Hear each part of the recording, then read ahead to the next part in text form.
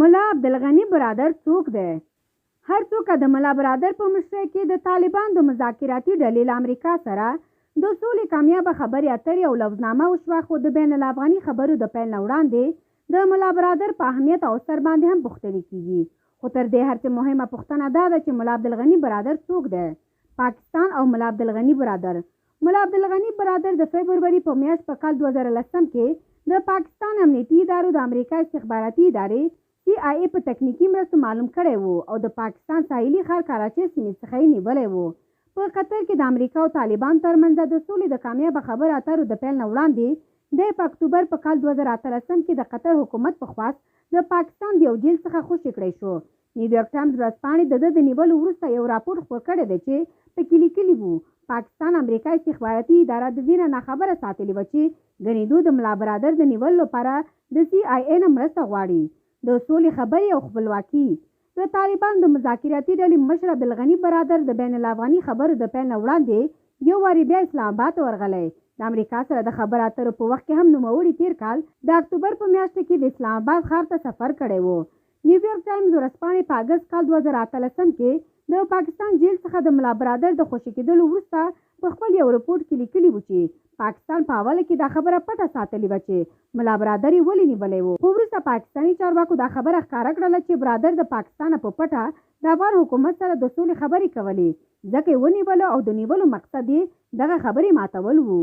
افغان سیاسي کارپو خالد پښتون VOA ډیوه ته ویلي چې پاکستان کوښښ کوي چې د طالبانو کنټرول ټینګ وساتي. وروستي ګامونه د افغانانو په سترګو کې خاورې شیندل دي.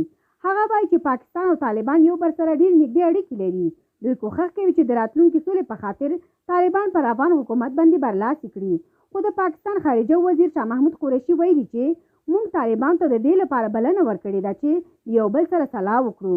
موږ باید سوله او استحکام په نظر کې وساتو، ځکه چې موږ ته مخ په وړاندې تګ کول دي. ملا برادر او د طالبان تحریک.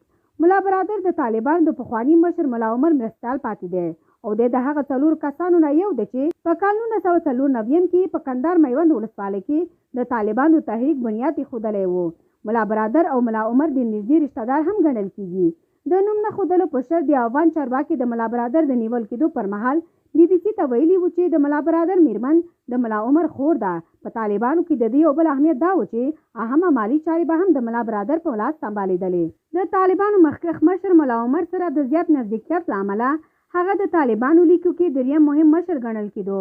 ملا عمر پسې دویم مشر ملا عبیدالله اخوند و چې وروسته د پاکستان یو زندان کې مړ شوی و. د افغانستان په چارو کې ژور نظر لرونکی خبریال رحیم الله وایي هغه به تل هلته و، په هره غونډه کې به ناست و.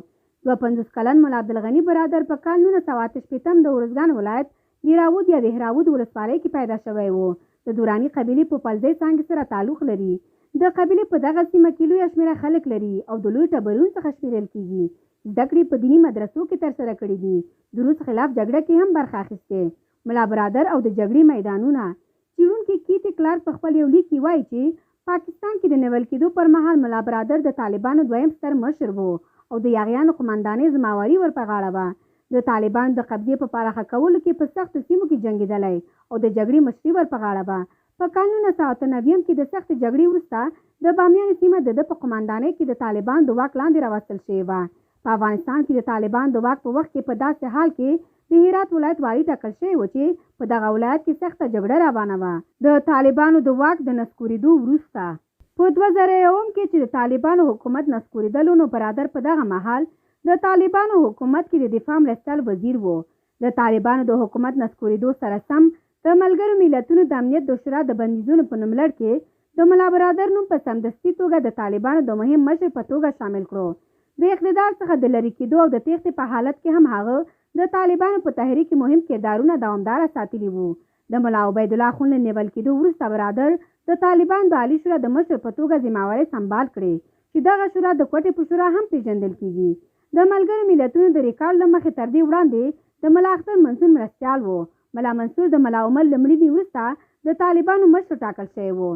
خبریال رحیم الله یوسفزی وایي که چیرې برادر په بند کې نه وي نو زه فکر کوم چې د ملا عمر له مړینې وروسته به هغه د طالبانو مشر وي. ښاغلی یوسفزی زیاتوي په ګڼو حوالو ملا برادر د طالبانو لیکو کې دومره مهم ګڼل کیږي لکه څومره چې د طالبانو موجوده مشر مولوي هیبت الله اخندزاده د طالبانو مشر ملا هیبت الله اخندزاده